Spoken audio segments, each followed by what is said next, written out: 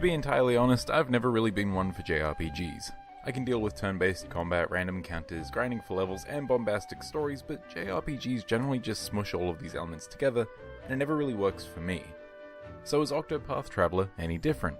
Have I finally found the JRPG for me that isn't Pokemon? I may not be a JRPG expert, but I know what I like, and I think I really like Octopath Traveler.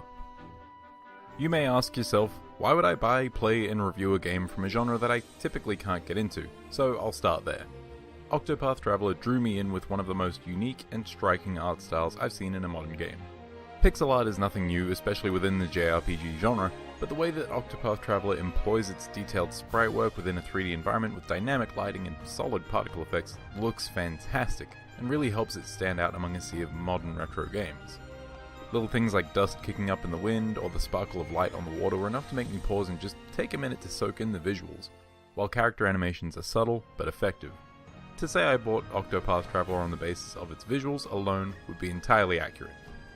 Thankfully, the visuals aren't the only area in which Octopath Traveler shines. Its soundtrack is equally enjoyable, with long stints in town or on the road accompanied by soothing flutes and laid-back guitars, while battles are punctuated by more epic orchestral movements. If the mark of a decent soundtrack is to have the player humming along at any given moment, then Octopath Traveler succeeded on that front many times over. For the most part, the game's voice acting was also pretty solid. There aren't any particularly noteworthy performances that spring to mind, but each of the characters sound exactly like I would imagine them to, and my only real complaint is that there aren't more voiced scenes, with the game opting to have only 2 or 3 fully voiced interactions per character-focused chapter. Speaking of characters, the game features 8 narratives that all follow their own path, hence the name Octopath Traveler. You are travelling the 8 character paths in the game.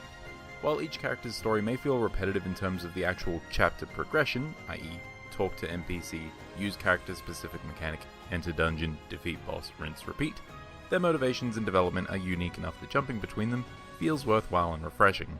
I think what I like most about a lot of these narratives is that they aren't a convoluted mess like you see in other JRPGs, and these straightforward plots not only have a lot of heart, they also leave a lot more room for the setting to be explored more thoroughly. My one big complaint as far as the story goes is that these 8 separate narratives never really tie into one another. They're all strong enough to stand on their own, but I would have loved to see some interaction between the narrative threads.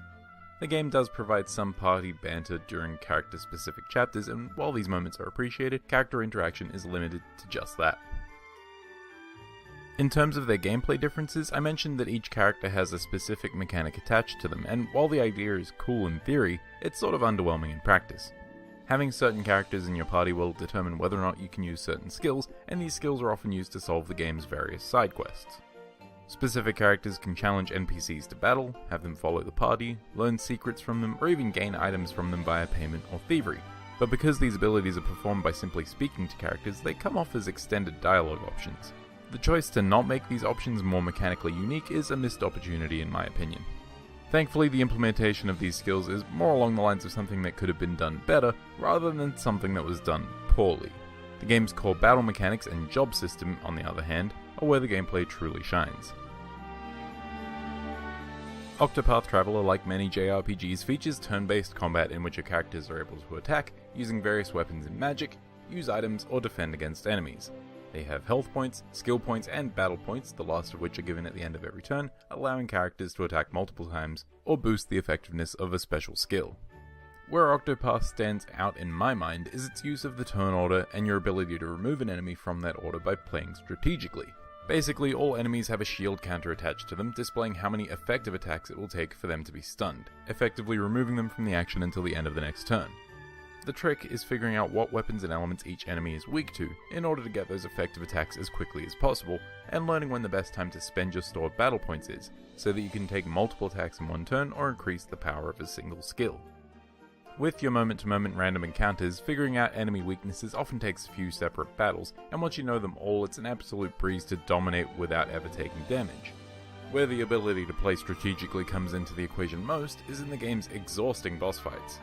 Because of their absolutely massive pools of HP, most boss fights will take a decent chunk of time, and if you aren't paying attention and fail to break their shield count at an opportune moment, you could very quickly find yourself in a lot of trouble. The fact that breaking opponents relies on using certain weapons and elements encourages you to vary up your party wherever possible, and while I personally enjoyed switching between characters as often as I could, players who find that they stick to their favourites aren't necessarily in trouble either, thanks to Octopath's robust job system. Each character starts with a job that allows them access to a specific set of skills and weapons, and as you progress you'll unlock the ability to assign sub-jobs to your characters, effectively widening their pool of weapons and skills. At its most basic level, this gives you a way to round out a team of your favourites with every damage type, so you'll never be caught without a certain enemy weakness. Beyond that, however, assigning jobs to characters will give them stat boosts as well as access to handy secondary skills and passive abilities that can make for some crazy combinations. For example, giving Therion, the Thief, the Dancer sub-job may seem like a bad idea since you double up on the dagger damage type, but combining his speed with the speed boost that the sub-job grants not only makes his ultimate skill more effective, it also makes him ideal for buffing and debuffing characters and enemies respectively. Alternatively, giving the Scholar, Cyrus, the Merchant sub-job allows him to learn the Rest ability, giving your magic user a quick and easy way to recover SP. There are really endless options here. The job system allows for plenty of freedom when it comes to choosing who you play as, and how you build your team, and to be honest, in a game with 8 different narratives, the game does a really good job of letting you go and pursue the things that interest you most. You want to mainline one character's story? Go for it. You'll have to grind a bit since each character chapter assumes that you've been playing them all up until that point, but if you're really intent on avenging the murder of Primrose's father, for instance, then you can go all in on that. Want to jump between each character's story chapter by chapter? That's probably the intended path through the game, so go for it. Want to stick to a core party of 4 and only do those 4 stories? That's fine too. Honestly, even if you only did one narrative out of the 8, you'd still be in for a solid amount of game.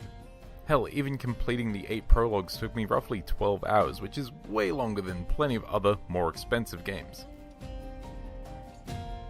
A long game isn't necessarily a good game, but the fact that I'm 40 hours in and I still want to play must mean that Octopath Traveler is doing something right.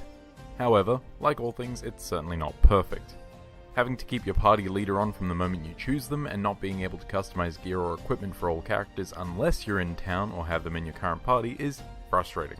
On top of that, if you're like me and you enjoy keeping your characters around the same level range, you have a lot of grinding in your future. Thankfully, with the presentation and battle systems being as enjoyable as they are, these are issues I have no trouble overlooking. With that said, Octopath Traveler is excellent. Take this with a grain of salt. I'm being as transparent as I can be about my lack of JRPG knowledge, so let that inform how you take this recommendation. Octopath Traveler is gorgeous, sounds amazing, and it plays really well. Is it a good JRPG? I couldn't tell you. But I think it's a really great game. So often with JRPGs, I find myself switching to autopilot, but not once has that happened with Octopath Traveler. Is it perfect? No. But it is most definitely my favorite JRPG.